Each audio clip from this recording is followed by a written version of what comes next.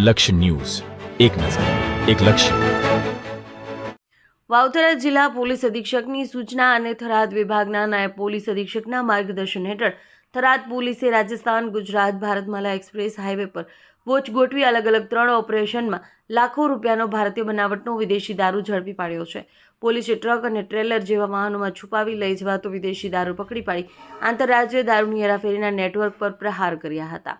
તારીખ 18/12/2025ના રોજ વાવથરા જિલ્લાના વાતડાવ ગામની સીમમાં ભારતમાલા એક્સપ્રેસ હાઈવે ઉપર વાહન ચેકિંગ દરમિયાન થરાદ પોલીસને ટ્રેલરમાંથી ભારતીય બનાવટની વિદેશી દારૂની બોટલ નંગ 132 જેની કુલ કિંમત 1,19,880 સહિતનો મુદ્દામાલ સાથે જ 11,24,880ના મુદ્દામાલ સાથે ઇસમને ઝડપી પાડવામાં આવેલ છે.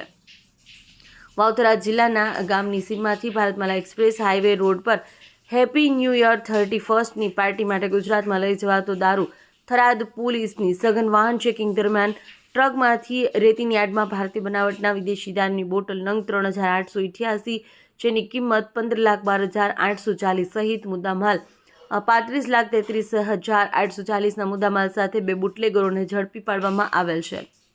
અહેવાલ શ્રવણ સોલંકી, ધરણીધર ઢીમા.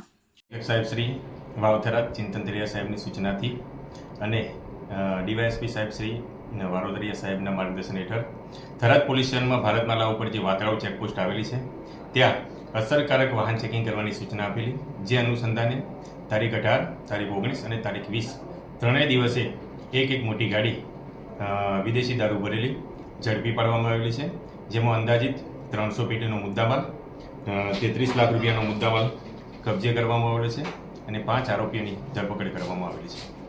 આના પછી કોઈનું નવા નામ ખુલ્યું શું છે? હા, એક લાડનું તાલુકાના જગદીશ પ્રસાદ સુગણારામ બેરા જાટનું નામ ખુલેલું છે.